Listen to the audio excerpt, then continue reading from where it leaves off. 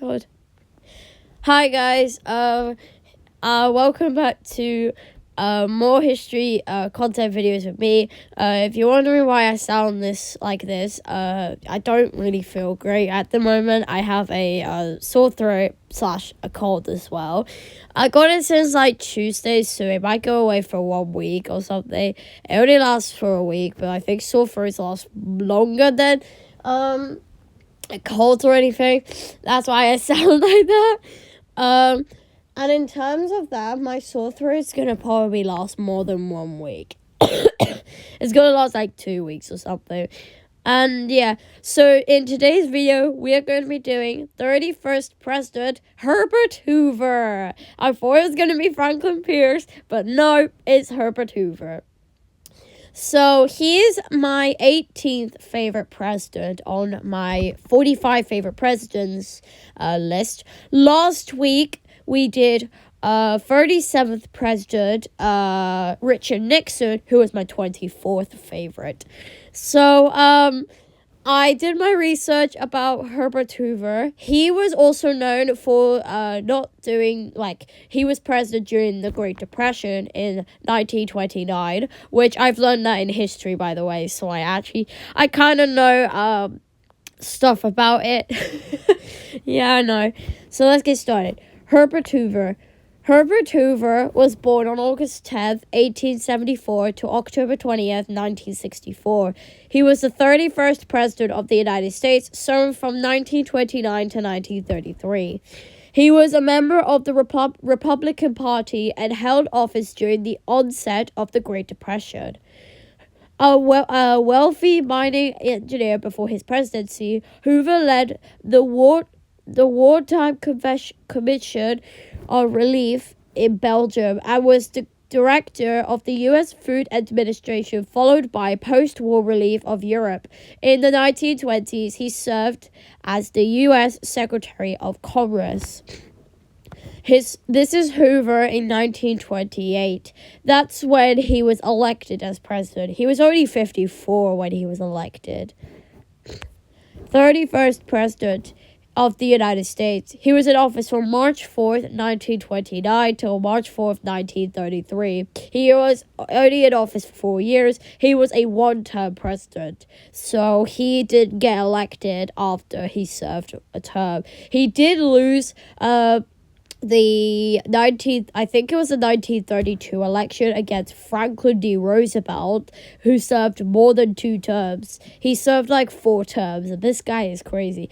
His vice president was Charles Curtis. He was preceded by Calvin Coolidge, and he was succeeded by Franklin D. Roosevelt. Yeah, Franklin D. Roosevelt did have 3 vice presidents, which is weird. Third U.S. Secretary of Commerce. He was in office from March 5th, 1921 to August 21st, 1928. The presidents were Warren G. Harding and Calvin Coolidge. Yeah, Warren G. Harding died when he was in office, though. He was preceded by Joshua W. Alexander and was succeeded by William F. Whiting, Director of the United States Food Administration. He was in office from August 21st, 1917 till November 16th, 1918, so 1 year. That's crazy. The president was Woodrow Wilson. He was preceded by position established and succeeded by position abolished. Established and abolished. What? And chairman of the Commission of the Relief in Belgium, which is a city in Germany. No, it's a country, sorry, it's not a city. He was in office from October 22nd, 1914 till April 14th, 1917. He was preceded by position established and succeeded by position abolished. Why does it keep saying that? Like, no one's gonna do it in Belgium. his personal details. He was born as Herbert Clark Hoover, that's his middle name, on August 10th, 1874, in West Branch in Iowa, which is his own country. He died on October 20th, 1964, aged 90, in New York City. His resting place is Herbert Hoover Presidential Library and Museum. Oh yeah, that was named after him. That is crazy. His political party, he had two parties. His first party was Independence before 1920, and the Republican from 1920 up until his death in 1964. He married Lo Henry in 1899, but she died in 1944. So they were married for 55 years, I would guess. I'm just guessing. It's probably 55 years. That's why. Oh, God. Sorry, my throat is getting really sore. His children is Herbert Jr., named after him, and Alan. His education is Stanford University, BS. And this is Hoover's voice, announcing his 1931 economic stimulus plan. It was recorded in October 1931. Born to a Quaker family in West Branch, Iowa, Hoover grew up in Oregon. He was one of the first graduates of the new Stanford University in 1895.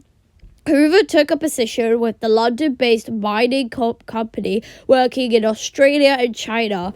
He rapidly became a wealthy mining engineer. In 1914, the outbreak of World War I, he organized and headed the Commission of the Relief in Belgium, an international relief organization that proved food to occupied Belgium. When the U.S. entered the war in 1917, President Woodrow Wilson appointed Hoover to lead the Food Administration. Oh, it was actually 1917. I thought the U.S. joined the war in 1960. Oh, because I didn't join it for 2 years, so in 1970 they joined. I am so sorry. It was actually 1917. He became famous as his country's food czar. After the war, Hoover led the American Relief Administration, which provided food to the starving millions in Central and Eastern Europe, especially Russia. Hoover's wartime service made him a favorite of many progressives, and he unsuccessfully sought the Republican nomination in the 1920 U.S. presidential election. Hoover served as the Secretary of Commerce under Presidents Warren G. Harding and Calvin Coolidge. Hoover was an unusually active and visible cabinet member, becoming known as Secretary of Commerce and Undersecretary of all other departments. He was influential in the development of air travel and radio. Hoover led the federal response to the Great Mississippi flood of 1927. He won the Republican nomination in the 1928 president election and defeated Democrat candidate Al Smith in a landslide. Wow, dude! I didn't know you beat him. In 1929, Hoover assumed the presidency. However, during his first year in office, the stock market crashed, signaling the onset of the Great Depression, which dominated Hoover's presidency until its end. His response to the Depression was widely seen as lackluster, and his scapegoated Mexican Americans for the economic crisis. Approximately 1.5 to 2 million Mexican Americans were forcibly reported to Mexico in a forced migration campaign known as the Mexico Reparation. Even though a majority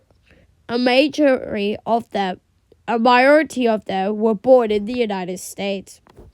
In the midst of the Great Depression, he was decisively defeated by Democrat nominee Franklin D. Roosevelt in the 1932 election. I was right. I was technically right about that election. Hoover's retirement was over 31 years long, one of the longest presidential retirements. He authorized numerous works and became increasingly concrete in retirement. He strongly criticized Roosevelt's policy, foreign policy, and the New Deal.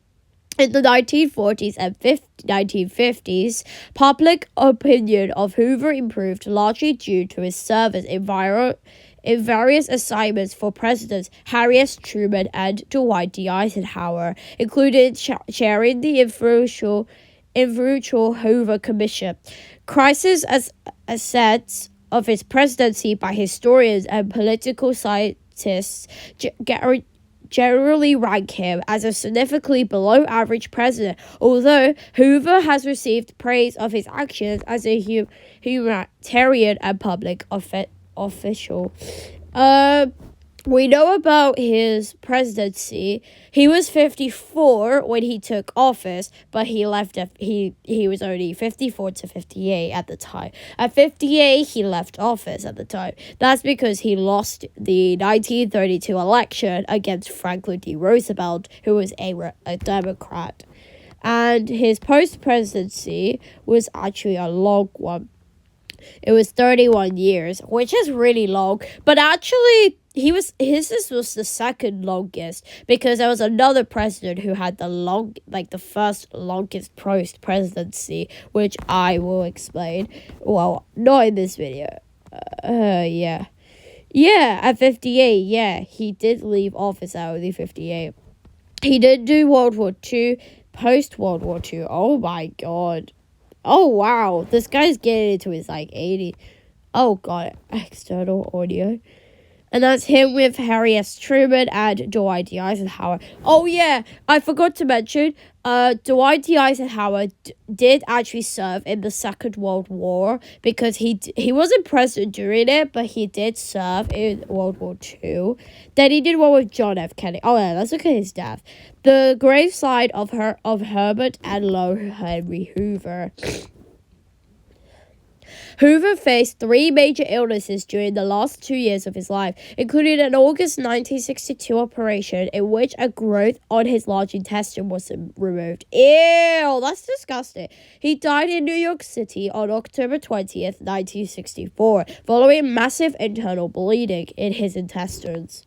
Though Hoover's last spoken words are unknown, his last known written words were a get well message to his friend Harry Truman 6 days before his death. He was friends with Truman after he heard that Truman had sustained injuries from slipping in a bathroom. Oh, dang, this guy. He got injuries? Oh, freaking hell.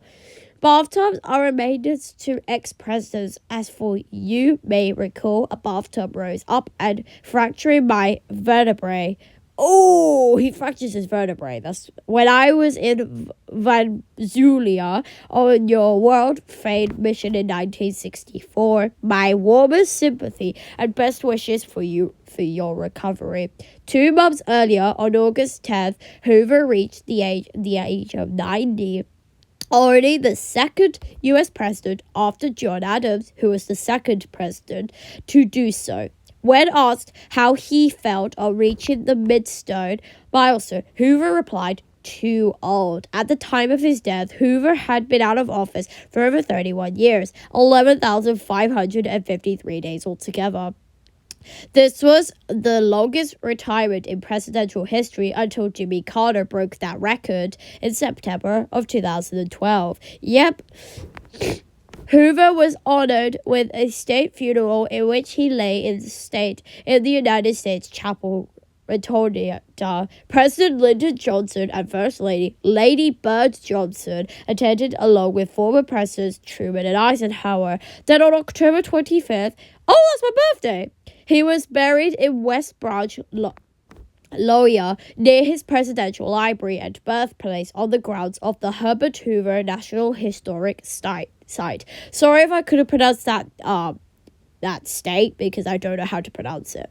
Afterwards, Hoover's wife, Henry Hoover, who had been buried in Palo Alto, California, following her death in 1944, was reinherited beside him. Hoover was the last surviving member of the Harding and Coolidge cabinets. John Nance Garner, the Speaker of the House during the second half of Hoover's term, was the only person in Hoover's United States presidential line of succession he did not outlive. That's crazy. So I think we know Hoover's cause of death. He did die of massive internal bleeding, which caused him to have surgery in his large intestine. That is really disgusting, but yeah, I don't know why I had to say it. If you guys did enjoy this video, make sure you like and subscribe for some more videos like this. I will see you guys in my next video.